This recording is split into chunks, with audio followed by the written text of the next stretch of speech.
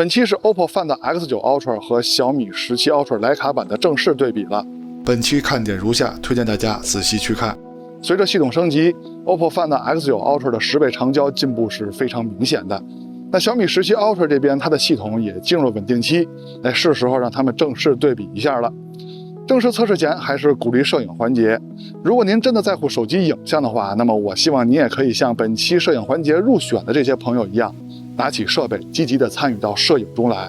也希望您能給我們節目來個點讚和加關注，支持我們一下啊。那下面就看看本期的攝影環節有哪些網友的攝影作品入選了吧。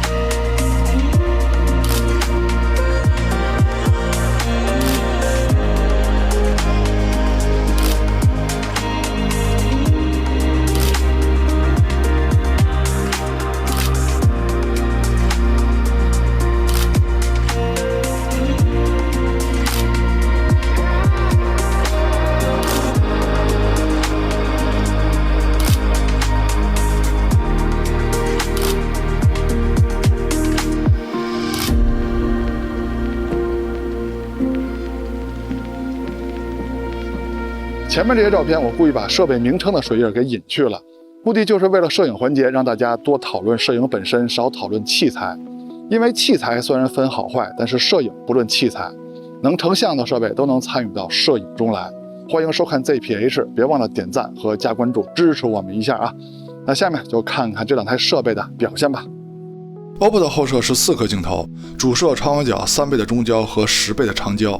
其中3倍跟10倍這兩顆光學鏡頭是有史以來手機上配的硬件最強大的3倍跟10倍鏡頭，主要體現在更大的底和更大的進光量。小米的後攝是3顆鏡頭，主攝超廣角，還有一顆極其罕見的大底光學變焦長焦鏡頭，變焦的倍率是3.2倍到4.3倍啊，可惜就是变焦的倍率有點小。在拍攝界面中 ，OPPO 默認給了6個焦段切換按鈕。其中0.6倍、1倍、3倍、10倍都是光學焦段，2倍是1倍的數碼變焦，6倍是3倍的數碼變焦。在默認設置下，它最遠的數碼變焦焦段是120倍，但是在我最喜歡的大師模式下，最遠的數碼變焦是20倍。那畢竟現在的手機無論多強大，數碼變焦超過了20倍以後，畫質都難以保證了。那 OPPO 也不希望你在如此好的大師模式下拍出畫質不好的照片。在默認設置下，相機也給了很多色彩模式，這些色彩模式大多都是模擬胶片色彩的。雖然說這些色彩模式在大師模式下也是通用的，但是調節的方式做了一些修改，調節色彩模式的界面變成了大家更熟悉的樣子。大師模式之所以讓我喜歡，是因為大師模式不单是這台手機的專業模式，而且它的成像色彩跟默認設置本身就有非常大的區別，它拍出來照片直出的效果就非常好。但是如果你對拍完的照片還有很多的後期需求的話，那我建議你就用默認設置啊。大師模式的後期空間沒有默認設置豐富，那麼這點呢，咱們到了擴張度環節再細說。小米的拍攝界面默認也是給了6個焦段切換按鈕。0.6倍、1倍，還有3.2倍、4.3倍是光學焦段，2倍跟8.6倍是數碼變焦焦段。其中3.2倍到4.3倍就是那顆光學变焦長焦鏡頭的光學变焦焦段了，只是变焦的範圍呢有點窄。你看3.2倍到4.3倍其實沒有多大的焦段變化，是吧？所以說這顆鏡頭呢，雖然說它非常有意義，但是沒啥意思。在拍攝界面的左上角就是2種大色彩模式，徠卡經典跟徠卡生动的切換按钮了。那麼小米17 Ultra 徠卡版還有自己獨有的徠卡一瞬的色彩模式。這2種色彩模式，一個是模擬徠卡 M9 數碼相機的色彩，一個是模擬 M3 裝上黑白膠片的色彩。而且拍完了之後呢，還能上傳雲端再幫你加工一下啊。說完了拍攝界面的色彩模式，咱們看看實拍的对比。那现在看到的就是 OPPO 的默認設置跟大師模式的對比，他們用的都是這兩種模式下的默認設置，沒有再調其他的參數了。可以看到大師模式相對於默認設置，在呈現的影調方面可以說是更雅更潤的，這也就是我喜歡 OPPO 大師模式的原因。看完了 OPPO， 再看看小米的表現。那現在是小米的徠卡生動对比徠卡经典，可以看到在影調方面，徠卡经典比徠卡生動也是更潤更雅的。可以說小米的徠卡经典跟 OPPO 大師模式有異曲同工之妙的地方，但是不同的地方是 OPPO 的大師模式不但是这台手机的專業模式，而且在影調在色彩的調節選項方面也要更豐富。現在看到的是 OPPO 的大師模式和我挑出了3種膠片味比較濃的色彩模式放在一起的對比。OPPO 這回提供了非常多的膠片模擬色彩風格啊，大家可以自己嘗試去尋找自己喜歡的風格，適合自己的風格。我這兒呢只是拋磚引玉啊，放出了幾種有代表性的和大師模式放在一起對比。廠家既然提供了這麼豐富的色彩風格，肯定也是希望大家能積極的參與到攝影中來啊，對吧？在攝影中去尋找自己的風格，表達自己的情緒。那現在看到对比是小米這邊的徠卡生動、徠卡經典和徠卡一瞬裡的2種色彩模式的對比。當然了，徠卡一瞬只有是小米17 Ultra 徠卡版才有的啊，普通的小米17 Ultra 是沒有徠卡一瞬風格的。哦，对了，如果你用這台小米手機的話，而且你拍完的照片還有比較多的後期需求，你想在後期的話，那麼我建議你直接用徠卡生動或者徠卡經典來拍攝。徠卡一瞬裡的這2種色彩模式拍完之後都沒有什麼後期空間可言了。那麼這點呢，咱們也到後面的指出擴張度環節再聊。那下面咱們就正式對比2台手機在影像在光学方面的表現了。在正式測試前，2台手机的系統都已經升級到了最新正式版。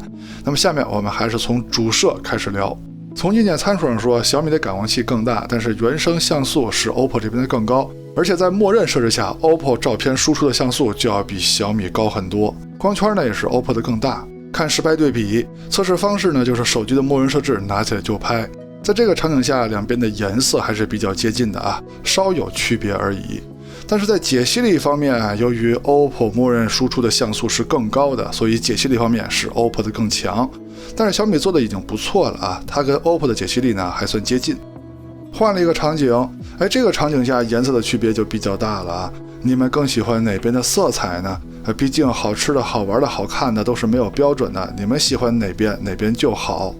但是這回在解析力方面啊，比上一組差別就明顯了啊 ，OPPO 這邊的解析力更高啊。2台主攝都有高清模式，但是 OPPO 這邊的高清模式最高是2億像素的，而小米是5000萬像素的。那麼在這種情況下，解析力的差別就更明顯了啊 ，OPPO 這邊強很多。但是這還沒完 ，OPPO 的主攝除了2億像素高清模式以外，它也可以輸出5000萬像素的高清模式。那麼這個時候跟小米的5000萬像素高清模式比，解析力依然是 OPPO 的強很多。那這點呢，在之前我是沒有想到的啊。而且5000萬像素高清模式我拍了很多組啊，結果都是這樣啊，都是 OPPO 的解析力更高。那鏡組的光學質量，也就是邊角畫質把控方面呢，無論是左上角還是右上角，都是 OPPO 的更優秀一些。但是呢，小米的感光器更大，它是不利於把控邊角畫質的。可是呢，OPPO 的光圈更大，也是不利於把控邊角畫質的。在都不利於把控邊角畫質的情況下 ，OPPO 做得更好。再说超廣角鏡頭，感光器是 OPPO 的更大，默認輸出的像素也是 OPPO 的更高，光圈也是 OPPO 的更大一些。看實拍樣片，測試方式也是默認設置，拿起來就拍。那麼第一個場景呢，顏色稍微有一些區別啊，區別還不算大。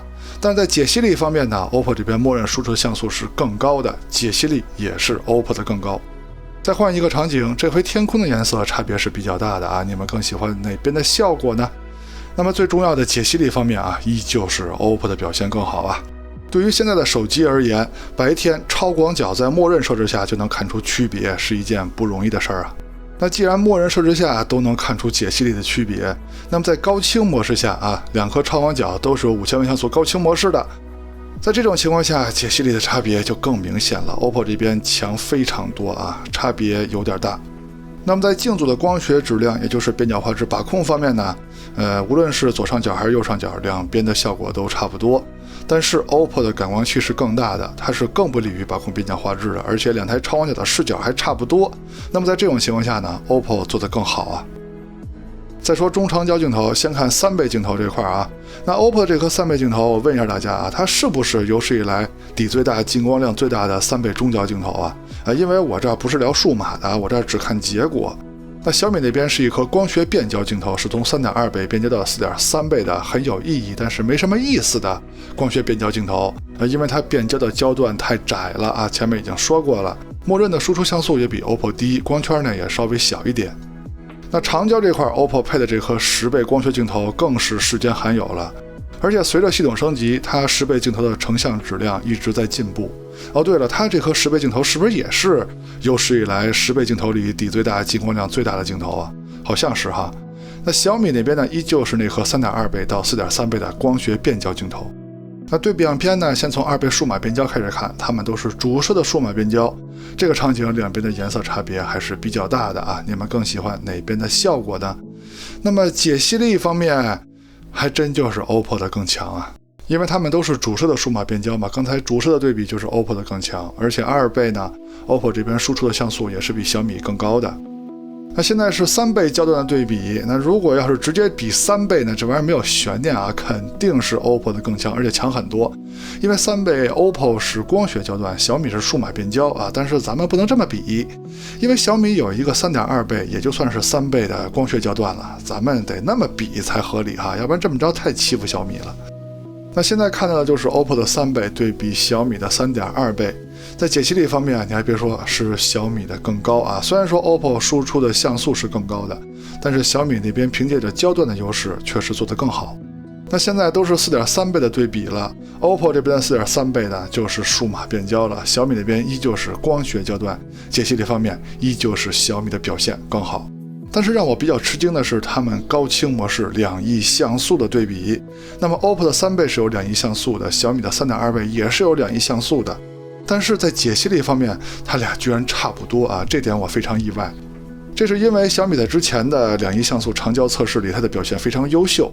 那麼這點呢，是得益於它成像時間非常慢，就是按下快門之後，你要等半天，機身要進行處理。雖然說這個時候你是可以把相機挪開的啊，不用一直舉着，但是它處理的時間非常長，可以生成一張效果非常好的2億像素照片。而 OPPO 那邊的2億像素高清模式拍攝是非常快的啊，跟正常模式區別不大。在這種情況下，兩邊的成像效果居然差不多，我當然是很意外的呀。現在是 OPPO 3倍的2億像素模式對比小米4.3倍的2億像素模式啊。那麼這個時候在解析力方面呢，要仔細分析，確實是小米的好一點兒，但兩邊這個差距非常小啊，依然讓我非常吃驚。那現在就到了10倍的對比了，10倍 OPPO 這邊是光學焦段，小米是數碼變焦，在解析力方面就沒有懸念了啊 ，OPPO 的更好。雖然說小米這邊做的已經非常優秀了，但解析力確實不如 OPPO， 而且數碼處理的痕跡也比較明顯了。而且 OPPO 這邊的10倍也是有5000萬像素高清模式的，小米那邊的10倍呢，就一直是數碼變焦了啊，而且還是1200萬像素的。那這個時候解析力的差別呢就更明顯了。而且在上期節目中就提到過 ，OPPO 的這顆10倍光學鏡頭隨着系統升級，它的成像質量一直在進步，無論是拍攝人物還是遠處高亮的景物啊，都很少再出現描邊的情況了。最後再看一組30倍超長數碼變焦的對比吧。那 OPPO 這邊的30倍呢，最高也只輸出1200萬像素照片了。當然在解析力方面肯定也是比小米強的，因為它畢竟是10倍光學鏡頭的數碼變焦嘛。小米那邊只能靠4.3倍鏡頭的數碼變焦了。其實從10倍開始，20倍、30倍一直到100多倍啊，肯定都是 OPPO 的更強。再說微距拍攝，那這兩台手機呢，都可以用超廣角和中長焦鏡頭來拍攝微距。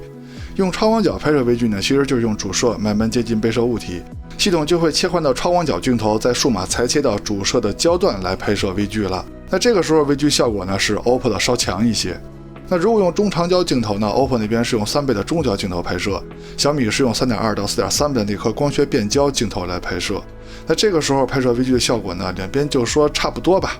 但是 OPPO 的微距選項裡呢是有10倍焦段的，只不過這個10倍焦段呢是3倍的數碼變焦。那小米那邊的微距選項裡呢就沒有10倍焦段可以選了。那這個時候拍攝微距的效果就是 OPPO 的更強了。再說前攝，先看前攝的自拍效果，用的就是前摄的默认設置，没有調其他的選項。那这两台手机在默认設置下，前攝自拍都是沒有什麼美顏的。那麼它倆最大的區別呢，就是膚色的區別了。那至於背景的區別呢，倒不重要，因為自拍主要還是看人嘛，看膚色嘛。你們更喜歡哪邊的效果呢？其實就我個人來說呢，我覺得他們拍的都還行啊。但是如果對於喜歡紅潤的人來說，比如說小姑娘，我覺得是 OPPO 的效果更好。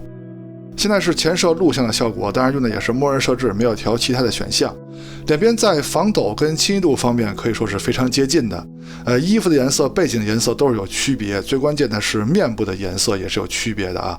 那麼你們更喜歡哪邊的效果呢？畢竟好吃的、好玩的、好看的都是沒有標準的，哪邊好看還是你們自己定啊。我覺得他們的表現都還不錯。再說人像的对比，用的也是手機人像模式的默認設置，沒有調其他的選項。在之前的節目裡就說過 ，OPPO 這台手機最絕的地方呢，就是人像模式，在默認設置下居然是沒有美顏的。那它跟現在所有的手機都是不一樣的。那其他的手機拍完之後都是有美顏效果的，如果你傳到了其他設備上再想修改就非常难了。而 OPPO 這邊呢，無論你拍完之後是在手機內修改，還是用其他軟件修改，傳到其他設備上再進行修改都是可以的。那麼這個理念呢，我還是服的啊，因為它確實跟其他廠家不一樣。那反觀小米那邊的人像效果呢，確實精緻啊，但是跟 OPPO 比起來，這美顏就太重了。其實它的美顏還行，就怕比這一比，這美顏效果確實有點重。不過具體的效果好壞呢，還是讓大家做主。你們覺得哪邊的效果好，哪邊就好。那 OPPO 這邊呢，其實我也拍了有美顏的效果啊，就是打開了一個默認美顏，裡邊美顏選項呢我也沒有調。那開了美顏之後呢，可以看到效果是有的啊，但是冷不丁的一看呢，跟默認設置區別也不大啊。可以說這种美顏的效果呢，還是很克制的。我不知道大家是否喜歡這種效果。再說直出光度的對比，那這個環節对比的是兩台手機拍出來的照片在後期的能力，看的是在这种大光比的環境下，照片的亮部跟暗部的細節保留程度，細節保留的越多，在後期的能力就越強。那現在看到的就是 OPPO 那邊的默認設置跟小米那邊的徕卡生動和徕卡經典兩種色彩模式的對比，當然主攝跟超廣角都拍了啊。那麼他們倆無論是主攝還是超廣角，在這種高難度的大光比的環境下，亮部跟暗部的細節保留都是非常不錯的。那如果您拍完的照片還有更多的後期需求的話，那麼我建議你用 OPPO 的時候就用默認設置，用小米的时候徕卡經典、徕卡生動都可以。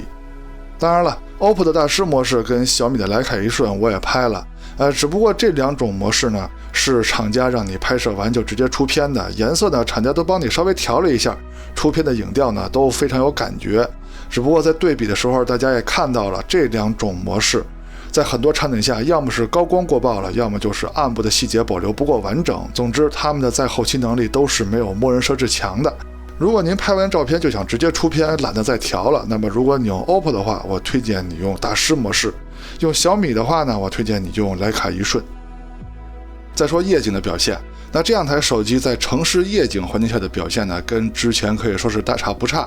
但是到了真正的极暗環境啊，又有了新的情報了。那麼這點呢，咱們到了真正的极暗環境時候再說。先說城市夜景下这兩台手機的表現。那麼主攝的表現呢，這兩台手機可以說是十分的接近，亮部跟暗部的細節呈現都沒有問題。但是細心的朋友也能看出來啊，就是在超廣角直出的情況下， OPPO 的亮部細節呈現呢會有些不足。但是這也沒有關係啊，只要你打開自動夜景拍攝就沒有問題了。那現在看到的就是 OPPO 的超廣角在直出和打開自動夜景之後的成像對比。如果你用的是直出模式拍攝的話，那麼在多暗的環境下，它的成像速度也是非常快的，也可以做到一定的抓拍。但如果你要打開自動夜景呢，成像的質量是可以保證的，但是成像的時間會變慢。這個性格呢，在 OPPO 的手機上一直都是如此。其實小米那邊的超廣角呢也有這個性格，只不過這個性格跟 OPPO 比呢不是很鮮明。有些場景下它也是在直出的情況下，亮部細節呈現不足，打開自動夜景就好了。但是有些場景呢，它又直出也完全沒有問題啊，所以它這性格呢，相對 OPPO 來說呢，有些模糊啊。那總之呢，你用小米跟用 OPPO 的用法是完全一樣就可以了。那來到城市的昏暗環境啊，注意只是昏暗環境，還不是極暗環境。主攝的表現、細節呈現兩邊差不多，超廣角的細節呈現是 OPPO 的更好。那現在的對比呢，就是中長焦在城市夜景環境下的對比了。那現在是 OPPO 的3倍对比小米的3.2倍，它們都是光学焦段。那麼两邊在細節呈現方面呢，可以说是非常接近的。但是高光燈牌的顏色呢，是 OPPO 的呈现更好一些。那現在是10倍的对比，10倍 OPPO 這邊是光學焦段，小米是10倍的數碼變焦。那麼在解析力方面呢，是 OPPO 的更強。現在是相對昏暗的场景，它們10倍長焦的对比。那麼這個場景呢，也是 OPPO 的10倍光學焦段最後一個能工作的場景了。比這個環境再暗呢，它的10倍也都不工作了，就會用3倍的中焦數碼變焦代替了。那麼這個場景下10倍焦段的表現也是 OPPO 的更好。現在看的就是中長焦鏡頭在昏暗環境下的測試。先是3倍对比3.2倍，兩邊的效果差不多。那現在是10倍焦段的对比，两邊都是數碼變焦了啊。OPPO 的10倍也已經不工作了，兩邊的效果呢也就半斤八两了。下面就是极暗環境的測試了。那這次我發现 OPPO 的夜景模式裡的腳架模式是可以手持拍攝的了，就是现在屏幕左下角這個圖標啊，點擊它就可以開啟腳架模式。但是之前這個模式真的只能用三腳架來拍攝，如果手持的話很難拍清楚。但是這次 OPPO 的腳架模式完全可以手持拍攝了，只不過可能分人吧，我的手相对穩一些，可能一般人做不到吧。还有一點，在如此極暗的環境下 ，OPPO 的3倍也是可以直接工作的，它可以用光學焦段來拍攝夜景照片。雖然說它的成像也不怎麼樣吧，但確實比小米那邊的3.2倍要強。因為在這個環境下，小米的長焦已經不能工作了，是靠主攝的數碼變焦拍攝的。那下面就是真正的極暗環境測試了，我們用的就是夜景模式啊 ，OPPO 那邊也沒有用腳架模式，我怕一般人腳架模式手持也端不穩。那麼第一個場景祖傳神速，主攝的表現兩邊差不太多，超廣角的表現是小米的更好。健身季場景就非常極限了，主攝的表現两邊在顏色方面呢差別很大啊 ，OPPO 這邊偏綠，小米偏紅，但是在細節呈現方面呢還是 OPPO 的稍微強一些。但是超廣角在細節呈現方面呢是小米的稍強，只不過超廣角在這個場景它再強能有什麼用呢？也拍不出什麼細節啊。樹林小路場景在顏色方面 OPPO 還是偏綠，小米還是稍微偏紅，但是在細節呈現方面呢依舊是 OPPO 的主攝表現更好，超廣角的細節呈現依舊是小米的更好。那最後一個最難的極限場景祖傳神速 Pro 主攝的表現其實暗部細節呈現呢是 OPPO 的稍微強一些啊，但是就說它倆差不多吧。那麼超廣角呢，兩邊就是誰也甭說誰了。視頻錄製用的是手機的默認設置，也是最接近現在社交軟件直接錄製的效果。那現在呢，就是主攝白天手持走路的表現，沒有架子，沒有穩定器，兩邊的效果十分接近啊，顏色呀、防抖啊、清晰度啊，兩邊的表現都很好。現在是超廣角對比，這回兩邊的顏色差別相對大一些了。你們更喜歡哪邊的顏色表現呢？那麼在防抖跟清晰度方面，兩邊都是很優秀的。現在是2倍數碼變焦的对比，它們都是主攝的數碼變焦。